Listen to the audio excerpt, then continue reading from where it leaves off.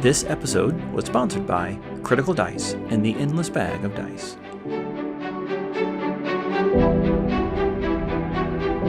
Welcome to the Compendium, a resource designed to help you spend less time learning D&D and more time actually playing. So yeah, let's open up as to some of the really cool things that you get by playing a half-orc, and then we'll dive into some ways that maybe you can use those traits and kind of leverage them as a character to just build a really interesting, diverse character. Yep, let's do it. So half-orc traits, the ability score increase, strength gets +2, and the constitution gets +1. Makes a lot of sense. Mm-hmm. They're very physical, very martial, melee kind of characters. Do what you want, but that's kind of where they lean. We talked about this before. The age, they're going to mature around 14, live to be about 65, 75 years old. One of the shorter lived races. Alignment, again, alignment is descriptive, not prescriptive. So half-orcs inherit a tendency towards chaos from their orc parents and are not strongly inclined towards good. Half-orcs raised among orcs and willing to live out their lives among them are usually evil. And we've kind of talked about this before, that they are products of their environment, mm-hmm. and it doesn't seem like there's a lot of second guessing or worrying about that. But if they're raised in an environment where we typically see certain actions as evil, then they're just kind of go along with it. They don't really have a strong reason to not do that. Well, I also like that it specifies raised in chaos, mm-hmm. because chaos doesn't inherently have to be evil, and there is a chaotic alignment. Yep. Where I think a chaotic neutral would be the ideal alignment for a half-orc, because you were raised in that concept where chaos is just the norm. That's just mm-hmm. mode of operating for you. And then neutral kind of comes from a full orc would tend towards the evil. But since you're part human, but you still have that voice in your head, mm-hmm. You're kind of right in the middle. The pendulum's not necessarily going to swing one way or the other. I mean, obviously, again, you could write your backstory to be a lawful good half-orc, which would be really interesting. Yeah, I could see very easily them joining some kind of divine order that helps paladin. them to be a paladin or even a cleric, mm-hmm. where they want that discipline, and because they feel like they need divine help to go against a divine kind of mandate or needling from Grummish. So that makes a lot of sense. They might choose Helm or something like that, where it's very rigid and disciplined and stuff. So my father-in-law is an old school ADD kid, right?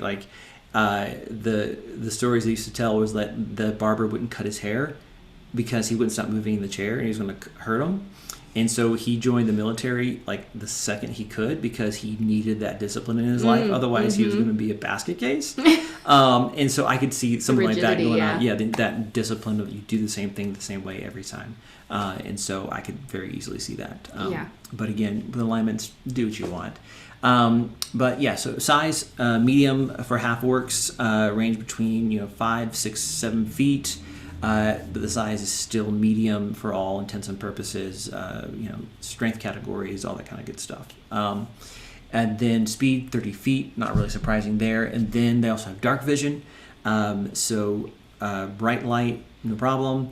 Dim light, you see it's bright light. And complete darkness, you see it's dim light, but again, shades of gray. Right. I will say, when I read that passage, which is it just reinforced why we started this podcast, I thought it was implying that they have superior dark vision. Because when you read the passage, it says you have superior vision mm-hmm. in dark or dim conditions. And I was like, wizards? Could you separate some of these words a little bit? Yes. Because I had to read it 3 or 4 times to be like, no, it's just regular dark vision, but they're using the word superior because it's better than other people in dark environments, which is what dark vision is. So that was just kind of wait, which one is it? Just say excellent, not superior. Yes. Yeah, exactly. So they're one of the dark vision race options, which is always great.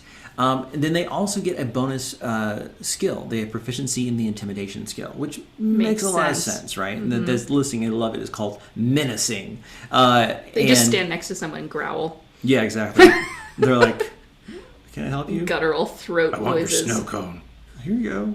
I'm Batman. Yeah. So Yeah, so they're intimidating just by the nature of who they are. And again, I think with the lore we talked about before, that makes perfect sense. And it doesn't mean that they are always like, the muscle for a mob boss looking for a shakedown. That's just how they come across. It would be really entertaining as a DM to set up a mechanic for someone playing a half-orc where when they're trying to do something like ask for an ice cream cone, they might unintentionally be intimidating. Like, making a roll for that or a check and like having to deal with the mechanics of like being scary when they're just trying to say thank you or something. Yeah, which goes along with the whole Grummash thing too. So it's like, I want to try to do this or make a persuasion check. I got a 5. Okay, now I need you to make an intimidation check. Because what happened was that read super sketch, and now they're terrified. I want to know how terrified they are. You may still get the thing you're asking for, but not the way you were hoping. Yeah. This town now really fears you, not loves you, but you're still welcome there. Yeah. So. You're Grog, stealer of snow cones. Explain that one in your next tavern. I'm cool with it. Yeah. And then this is one of the cool, very, very cool abilities. So they have something called Relentless Endurance. Basically, anything that's going to reduce them to 0 hit points, but doesn't kill them outright, like disintegration or power word kill, or that like double damage, the double their max hit point deficit we talked about. It instead reduces you to 1 hit point. And they can just shake it off. Which is, especially for a level 1 character, oh my gosh, it's phenomenal. You get a do-over, but it only works once a day. Right. Once per long rest. So after you kind of pop off that ability, now you have to be careful. But this is really great, like where the memes come from, where the barbarian's like, I still have 1 hit point. Let's keep going. Right? So, but that's really, really great because it's going to save you a healing spell or possibly a resurrection. But just, don't overdo it too much because it could bite you in the butt. But it's great to have that. They get to fight with a net. They get to go into combat with a net. Yeah. Which is really great, so I like that. But the first time they fall in the net, it gets a tear and they have to... Yeah, they amend it every night, yeah. I'm taking that metaphor a little too far. Like we do. Flying Graysons. Okay, so then they have Savage Attacks. So what this is basically it lets them do more damage on critical hits with melee weapons. It's also amazing. Also amazing, yeah. And so anytime they do a crit with a melee attack, then they can take whatever the weapon damage was from that weapon, the weapon die, and roll another one as well and add that to the crit. Which is awesome, because like if you get like 1d6 for your weapon damage, if you crit, you now get 2d6s. And with this particular trait, now you get 3d6s. So you just tripled your damage in one roll. And like once you get to weapons that are maybe doing like higher dice or double dice. Right, so you get into like great swords and that kind of stuff and Warhammers. Yeah. Now you have it's 2d6, crit, 4d6, Savage Attacks, 66 on one attack. Oh my gosh, it's so great. It's so great. And I play in games where the house rule is when you crit, you do max damage, and then you roll it again to see what else happens. So that would be 66, 6 times 6, and now roll it again as well. So you could easily just like be doing like 75 points of damage in a row. It's just at ridiculous. Level 1. Basically, yeah, you could. Yeah. Which is also incredible. Like, level 1 characters are usually, like, limping along, and Half-Orc would be over there like, I'm good, guys. Oh, my gosh. Let's go. That's so good. Imagine Divine Smite on top of that as well. Okay, not even getting there now. So I'm making new characters now in my head. And then languages, the kind of the norm. They read, write, and speak common. Oh, my gosh.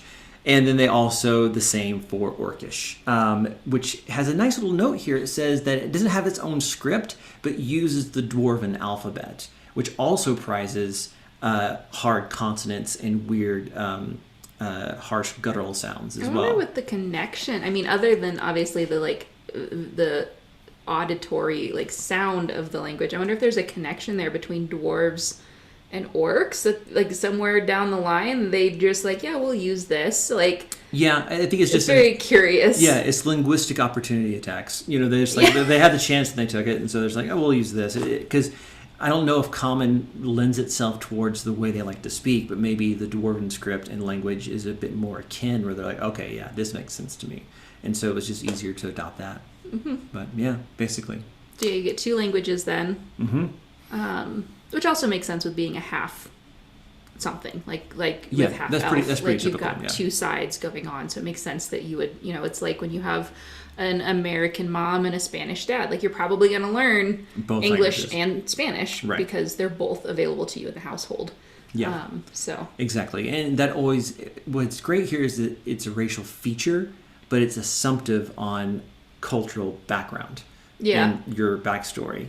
So it may make sense at your table not to take that, but take something else, because maybe you were raised only by your human parent, who was working in an elven city, as like a shipbuilder or something, right? You speak fluent Elven, and then and surprise the crap out of the next elf that you come across. Right, and you don't speak any Orc at all, But who knows? So going back to the one where they don't know anything about Grummish. Grummish whispers to them in their dreams, but only in Orc. And they don't know what they're saying. Oh, okay, we have to make this character now. This is great. All right.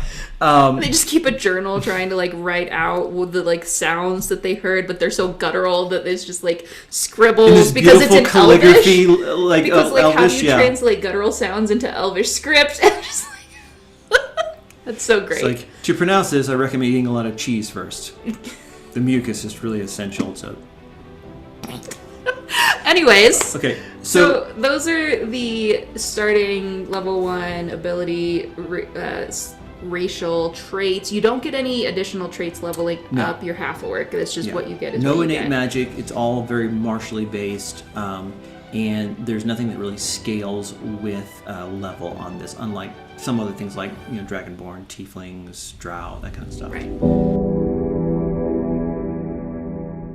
Thank you guys so much for joining us this week on the Compendium, where we are talking about all things D&D, helping you spend less time learning and more time actually playing. This episode was sponsored by the Critical Dice and the Endless Bag of Dice, where you can get a new set of dice delivered to your door every single month for as little as $6.99. Click on the link in the show notes to learn more. Make sure you subscribe to our channel if you enjoyed listening in this week so that you know every time we push out a new video. And also leave a comment below if you learned something new in this episode that you didn't know before. Thank you so much for listening in. We'll see you guys next time.